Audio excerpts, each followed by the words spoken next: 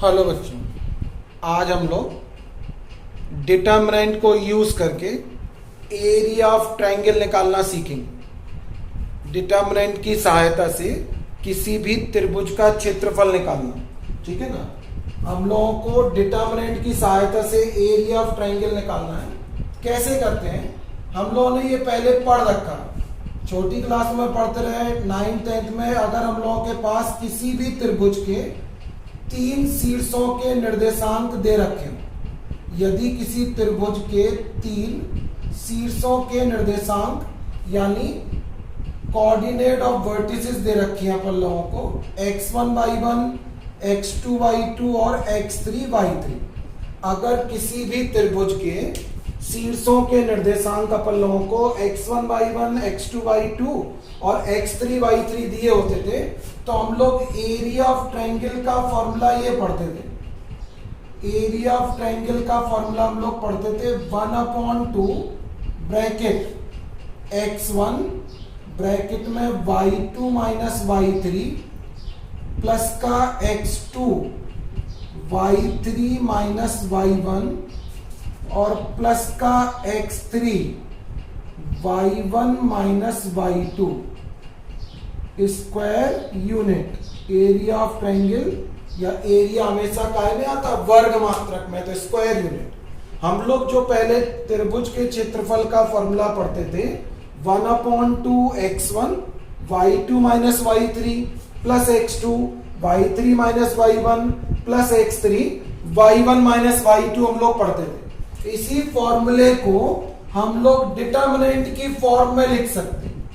Delta equal to, ये area of triangle को represent करेगा 1/2।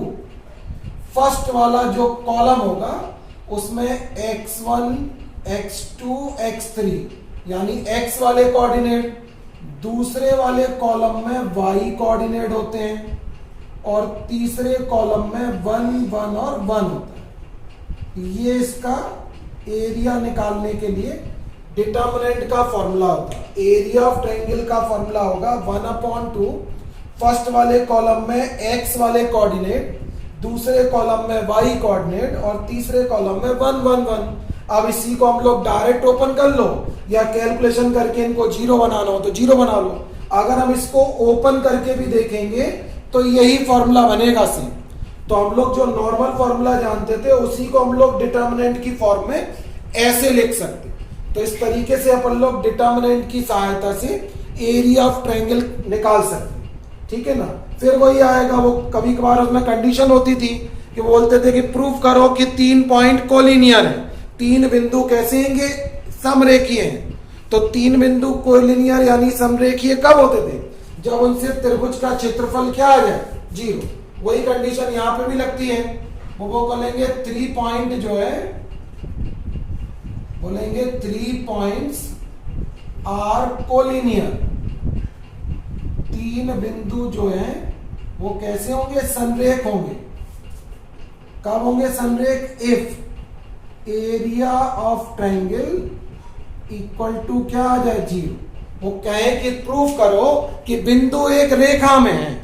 तो बिंदु एक रेखा में कब कहलाते, जब हम त्रिभुज का क्षेत्रफल निकालें और वो कितना आ जाए, 0।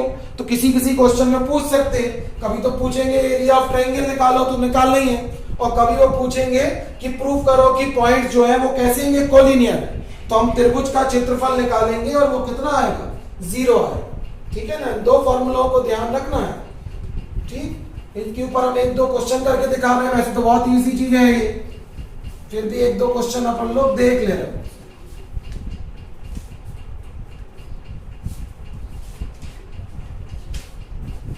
जैसे उन्होंने कहा है फर्स्ट वाले क्वेश्चन में, ये थर्ड वाली एक्सरसाइज है डिटर्मिनेंट की। डिटर्मिनेंट की थर्ड वाली एक्सरसाइज में जो फर्स्ट वाले क्वेश्चन में बोल रहे हैं, अगर किसी त्रिभुज के शीर्षों के निर्देशांक निम्नलिखित हो। अगर किसी त्रिभुज के शीर्ष के निर्देशांक अपन लोगों को दे रखे, ये वर्टिसेस ऑफ ट्रायंगल अपन लोगों को दे रखी है कि ये किसी भी ट्रायंगल की अगर अपन लोगों को वर्टिसेस दे रखी है कि ये हैं, और वो कह रहे हैं कि एरिया ऑफ ट्रायंगल निकालो with the help of determinant, तो एरिया ऑफ ट्रायंगल हम लोगों को निकालना है। एरिया ऑफ क्या निकालना, ट्रायंगल, जबकि ये ट्रायंगल की ही वर्टेक्स हम लोगों को दे रखी है। एक ट्रायंगल की बोल रहे क्वेश्चन में लैंग्वेज में लिखा हुआ है 3 वर्टिसेस दे रखी है ए बी सी, इनके कोऑर्डिनेट हो गए -2, -5, ये हो गया 5, 3 और -1, 7। तो जो 3 वर्टेक्स दे रखी है उनमें से किसी भी एक को x1 y1, किसी भी एक को x2 y2 और किसी भी एक को क्या मान लो x3 y3। तो फिर एरिया ऑफ ट्रायंगल का फॉर्मूला क्या होगा डिटर्मिनेंट से, एरिया ऑफ ट्रायंगल होगा 1/2 x1 x2 और x3, y1 y2 और y3 और 1 और कितना होगा 1, इसी को लिख सकते 1/2।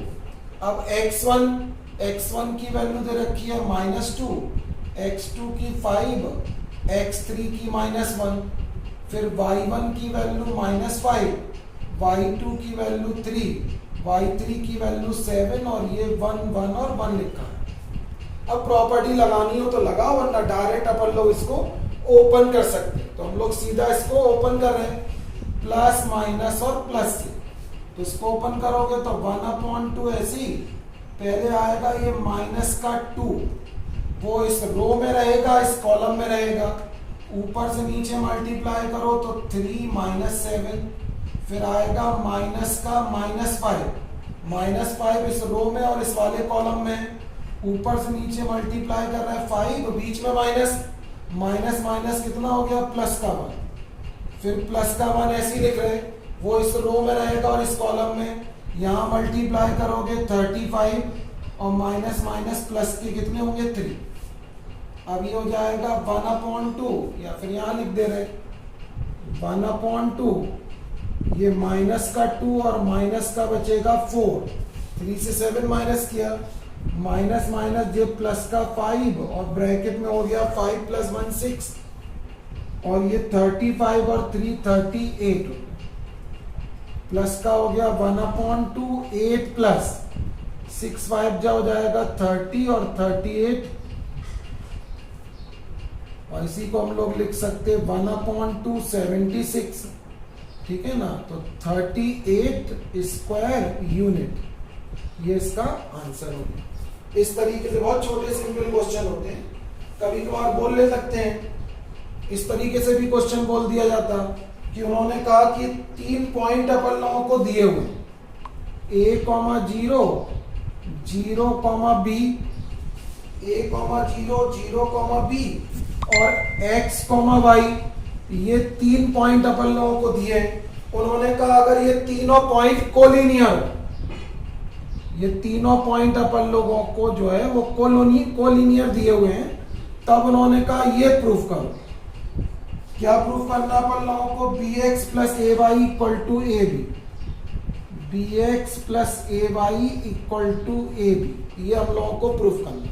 3 पॉइंट कोलिनियर है, तो अभी बताया कोलिनियर का मतलब क्या होगा, एक लाइन में है, और अगर 3 पॉइंट एक लाइन में होंगे तो उनसे कोई ट्रायंगल नहीं बनता, और जब ट्रायंगल ही नहीं बनेगा तो उसका एरिया क्या कहलाएगा, 0। तो ये 3 पॉइंट हम लोगों ने एक लाइन में दे दिए, A, 0, 0, B और x, y। उन्होंने कहा ये तीनों पॉइंट कोलिनियर थे, एक लाइन में थे, तो एक को हम लोग पढ़ रहे हैं x1 y1, x2 y2 और इसको पढ़ रहे हैं x3 और y3, ठीक है ना। तो पॉइंट कोलिनियर है, इसलिए क्या होगा, एरिया ऑफ ट्रायंगल पहले से ही 0 लेके चलोगे, तो एरिया ऑफ ट्रायंगल को = 0 कर दिया। अगर वो कहते प्रूफ करो तो 0 आना चाहिए था, इसमें तो उन्होंने कहा कि कोलिनियर है और प्रूव ये करना, तो कोलिनियर हम लोग लेके चल रहे हैं। फिर ये आएगा y1 y2 y3 1 1 1 = 0, ठीक है ना।